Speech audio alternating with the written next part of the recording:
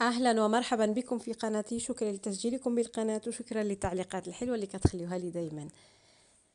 درت هاد الوجبة وغادي نقول لكم الطريقة السهلة الا بغينا وجبة سهلة ومثلا فواكه البحر. الاول غادي نكونوا نديروا هذيك الصلصه نتاع هذا نتاع الكريفيت القمرون. غادي نعطي لكم الوصفه ديالها، نخليها لكم هنا في الرابط. هذا درت له البصل، درت له شويه البصل والعصير نتاع هذاك نتاع الاناناس. المهم غادي نقول لكم الطريقه والمقادير، كل المقادير هنايا. شويه نتاع الملح والطماطم كان انا نخليها في الكونجيلاتور اللي كانت فتحتها لان باش ما تضيعش، اذا فنديرها في الكونجيلاتور باش تجمد. كان باقي منها شويه درتها هنايا. هذا الليمون مصير، سيترون مصير، وزوج بصلات وزوج تاع الثوم. ومن بعد العصير نتاع غير واحد الكاس، يعني غير صغيور نتاع يقدر 200 يقدر 100 100 صافي ماشي بزاف. اذا فحدا المعدنوس اليابس.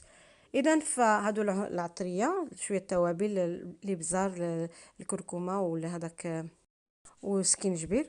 هذا فواكه البحر. اذا فالاول قليت ديك البصله ومن بعد درت لها شويه هذا اللي مصير، وحتى هذا درت له شويه اللي مصير ونطيبه في الماء غير هذوك اللي يتفتحوا يتفتح شويه صافي. اذا فمن بعد غادي نقطروا هذاك الماء. الا كان هذاك الماء يكون عاد مزيان، اذا فمنه ناخذوا شويه الماء. اذا هذا الكريفيت حتى هو درت ليه شويه البصل، شويه نديروا له شويه العطريه على حسب اللي بغينا، مثلا الابزار، الكركمه والسكينجبير واللي مصير. ومن بعد هذا عاود الاول هذا درت فيه شويه طماطم عليها، كنقول لكم مجمده لان نقدروا نديروا جوج معالق كبارات هكذاك، ونضيفوا ليه هذا البصل.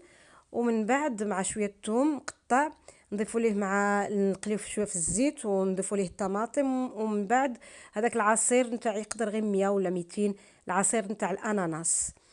وهذا درت ليه شويه نتاع الماء. نقدروا نديروا له حتى هذاك الماء نتاع هذاك الفواكه البحر اللي طيبناه فيه نقدروا نديروه فيه. ومن بعد القزبر، هذا المعدنوس اليابس نديروه فيه ونضيفوا له غير شويه نتاع الماء الا بغينا شويه تاع الماء. باش هذا بوحدو، هذا بوحدو هذا مع شويه طماطم وكل شيء، ونحطوا فيه هذاك فواكه البحر بعد ما طابوا.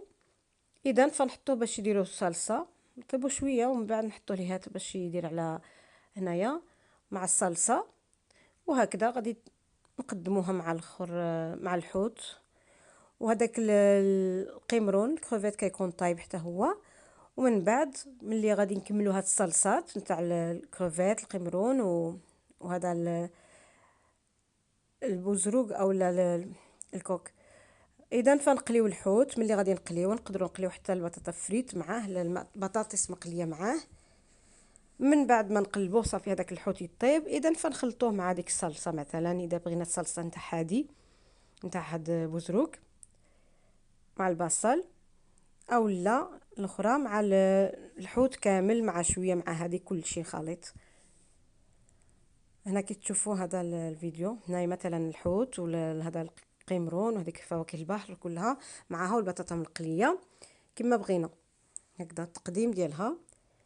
وغادي نخليكم هنا كما قلت هنايا الصلصه نتاع هذا القمرون. وهكذا كيكون اقتراح تقديم. شكرا للمشاهده. تقدروا تشوفوا الوصفات الاخرى. سلام.